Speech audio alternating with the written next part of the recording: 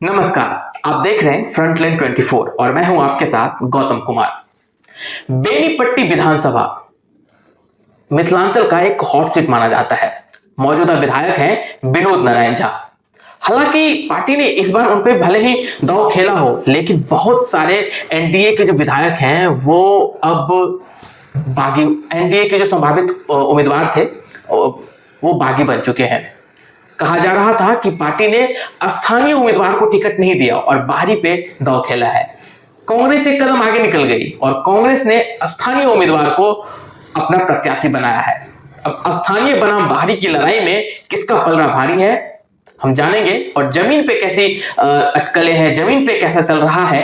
दरअसल कांग्रेस ने बेनीपट्टी से नलिनी रंजन झा को अपना उम्मीदवार बनाया है। जमीन पे काफी लोकप्रिय हैं और ऐसी चर्चा भी थी कि उन्हें इस बार टिकट मिलने जा रहा है। सर, कांग्रेस ने एक स्थानीय को टिकट दिया है बाहरी के विरोध में। विनोद नारायण झा को लेकर कैसा हमेशा अफवाह रहती है, अटकलें लगाई जाती है और ऐसी खबरें रहती है कि बाहरी है, ऐसी चर्चा की जा रही थी किसी स्थानीय को टिकट मिलेगा, लेकिन टिकट नहीं मिला।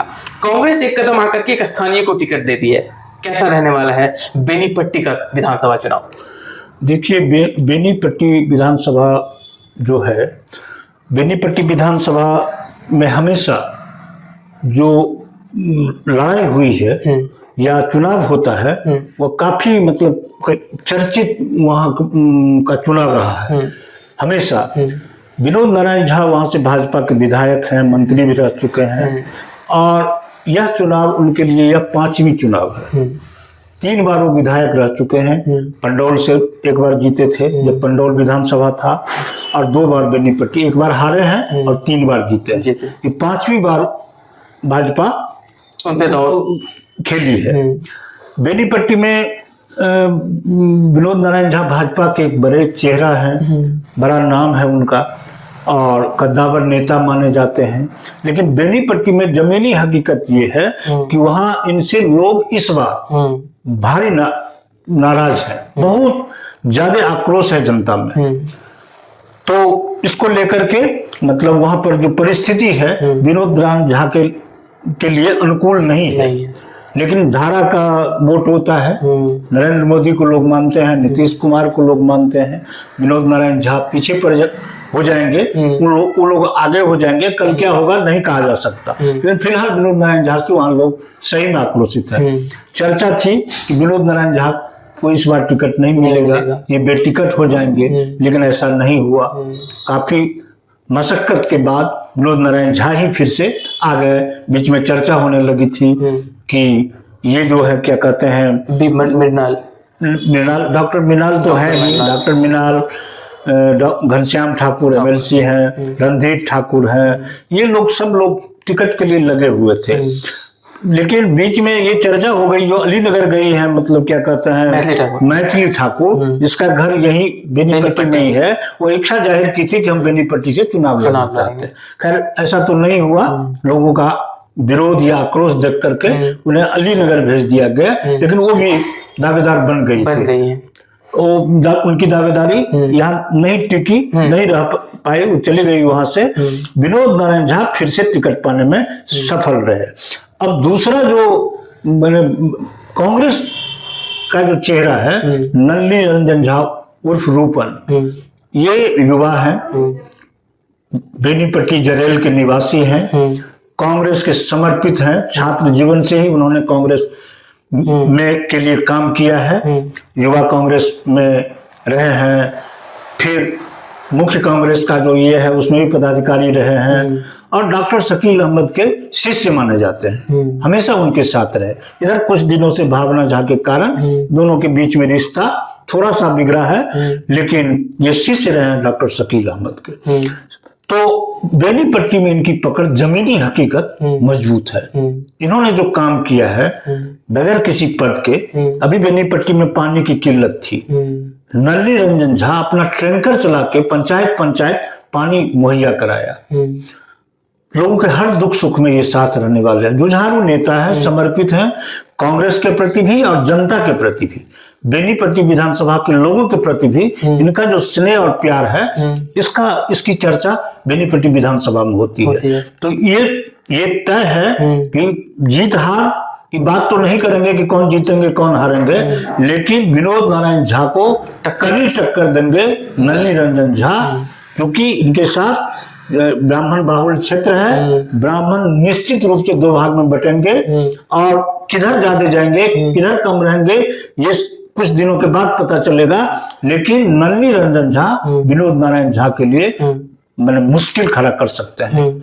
स्थानीय युवा जुझारू और पार्टी के प्रति वफादारी, इनको जरूर मैंने इससे इनको जरूर फायदा मिलने वाला है। कांग्रेस के जो भावना झा हैं, जो यहाँ से विधायक रह चुकी हैं, हारी भी हैं जीती भी हैं, डॉक्टर शकील अहमद के काफी वो भी करीबी हैं, तो डॉक्टर शकील अहमद की पकड़ आज भी बेनीपट्टी विधानसभा में बहुत मजबूत है। नलिनी रंजन झा के लिए अगर भावना झा, डॉक्टर शकील अहमद और कांग्रेस के बहुत सारे लोग हैं ऐसे, अगर आगे बढ़कर उनकी मदद में आ गए तो नलिनी रंजन झा की स्थिति मजबूत हो सकती है, विनोद नारायण झा से मजबूत हो सकते हैं, बशर्ते कि भीतर घात न हो, कांग्रेस एकजुट होकर बेनीपट्टी में चुनाव लड़े। तो ये मतलब टिकट पाने में जो मशक्कत इनको करना पड़ा है, लेकिन अंत तक इन्होंने बाजी मार ली। कल शाम तक चर्चा थी, कल दोपहर तक चर्चा थी कि भावना झा को वहां से टिकट मिल गया है, लेकिन नलिनी रंजन झा इतना कॉन्फिडेंट थे, मेरी बात होती थी उनसे, उन्होंने कहा था कि टिकट जरूर मिलेगा, मुझे भरोसा है, विश्वास है। और कांग्रेस के लोगों ने उन पर भरोसा किया। प्रदेश कांग्रेस और केंद्र की कांग्रेस जो है आला कमान, उन्होंने नलिनी रंजन झा पर काफी सर्वे के बाद काफी जमीन पर भी उनकी पकड़ जो है वो दिखती है, लोगों से बातचीत में ये सामने आता है। सर जब अब जो है उम्मीदवार जो है स्थानीय और बाहरी के बीच की जब बात कर रहे हैं, तो जन स्वराज जो तीसरा खेमा बनाने की कोशिश कर रही है, जन स्वराज ने भी एक स्थानीय उम्मीदवार पे दांव खेला है, मुस्लिम उम्मीदवार है परवेज आलम, उन पे पार्टी ने दांव खेला है। क्या लगता है वो एनडीए को नुकसान पहुंचाएंगे या फिर अगर स्थानीय उम्मीदवार है तो नलिनी रंजन झा को वो नुकसान पहुंचाएंगे? एनडीए को तो नुकसान नहीं पहुंचाएंगे, वो जितना वोट ले आए परवेज आलम जन स्वराज के प्रत्याशी, वो सब नलिनी रंजन झा को नुकसान होगा, कांग्रेस को नुकसान होगा, महागठबंधन को नुकसान होगा। लेकिन परवेज आलम मुस्लिम मतदाता जो हैं वह भाजपा को हराने के लिए वोट करते हैं, चाहे जिस परिस्थिति में हो, वो भाजपा को किसी भी हाल में वोट नहीं देना चाहते हैं। तो हमारी समझ से अगर मुस्लिम मतदाता को ये लगे कि विनोद नारायण झा को किसी भी तरह हराया जाए, भाजपा है उनको हराया जाए, तो मुस्लिम मतदाता बहुत ज्यादा नहीं बिखरेंगे, जैसा कि लोग बता रहे हैं, अनुमान है। अगर ज्यादा बिखर गए तो नलिनी रंजन झा को नुकसान होगा, क्योंकि वो भी परवेज आलम भी अच्छी पकड़ वाले लोग हैं, पंचायत प्रतिनिधि हैं, आज भी हैं, उनकी माँ मुखिया वहाँ की पैक्स अध्यक्ष हैं, वहाँ उनकी पहचान है, पकड़ है। जो जितना भी नुकसान होगा वो नलिनी रंजन झा को नुकसान करेंगे। लेकिन हमारे समझ से लगता है कि मुस्लिम मतदाता इस तरह की गलती शायद नहीं करेंगे, वो महागठबंधन की तरफ ही रहेंगे। यही सर जो जमीनी समीकरण है उसमें तो ये साफ हो गया है कि जो असली लड़ाई होने वाली है वो महागठबंधन और एनडीए के बीच में रहेगी। हो सकता है कि परवेज आलम जो है कुछ वोट जो है अपने तरफ करके महागठबंधन का नुकसान कर जाए, कांग्रेस का नुकसान कर जाए। इनमें सबसे बड़ी चुनौती जो है वो विनोद नारायण झा के लिए है, परवेज आलम के लिए है या फिर नलिनी रंजन झा के लिए है, क्योंकि दो ब्राह्मण बाहुल क्षेत्र में दो ब्राह्मण उम्मीदवार जो हैं वो आमने सामने हैं और मुस्लिम मतदाताओं की संख्या भी यहाँ पे अच्छी खासी है। तो दोनों के बीच में जो तीसरा खेमा है वो कैसा, मतलब अपना असर क्या दिखाएगा, क्या प्रभाव रहेगा उसका? देखिए असर क्या दिखाएगा वो तो समय बताएगा, अभी कुछ कहना जल्दीबाजी होगी, लेकिन बहुत ज्यादा असर नहीं दिखने वाला है बेनीपट्टी में।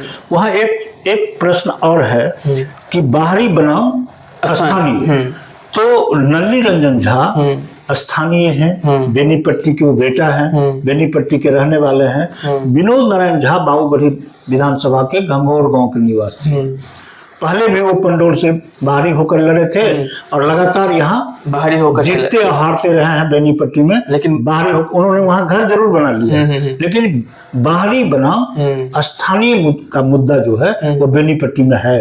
बेनीपट्टी के लोग ये बोलते हैं, वो चाहते हैं कि स्थानीय हमारे विधायक हों जो हमेशा दुख सुख में हम उनके पास जाएं और मैंने आराम से हमसे मैंने उनकी मुलाकात हो, हम अपनी बात उन्हें कहें। तो इसमें नलिनी रंजन झा विनोद नारायण झा से आगे हैं, वो वहां के रहने वाले हैं और हमेशा खिदमत करते हैं। वो बेनीपट्टी विधानसभा के गांव गांव में घूमते हैं, नौजवान हैं। तो कुल मिला के जो मामला है वो चुनाव में जो है, जैसे कि टिकट के दौरान ऐसा कहा जा रहा था कि स्थानीय उम्मीदवार को प्रत्याशी बनाया जाना चाहिए, स्थानीय लोगों को प्रत्याशी बनाया जाना चाहिए, ऐसी बातें चल रही थी। कांग्रेस ने एक कदम आगे चल के स्थानीय उम्मीदवार पे अपना दांव लगाया है। जमीन पे क्या समीकरण है अभी हम सर से बात कर रहे थे तो जान ही गए हैं। कुल मिला के बेनीपट्टी का जो चुनाव है वो स्थानीय बनाम बाहरी का रहने वाला है और क्या होगा, कैसा परिणाम आएगा, क्या नतीजे रहेंगे, स्थानीय उम्मीदवार होने के नाते नलिनी रंजन झा जो है वो मैदान मार जाएंगे या फिर विनोद नारायण झा को पिछले चुनावों का और एनडीए की खेमे से होने का फायदा मिलेगा, यह तो जनता तय करेगी। और 14 नवंबर को हमें पता चल जाएगा कि अब की बार किसकी सरकार, बेनीपट्टी में नलिनी रंजन झा या विनोद नारायण झा या फिर कोई और। नमस्कार।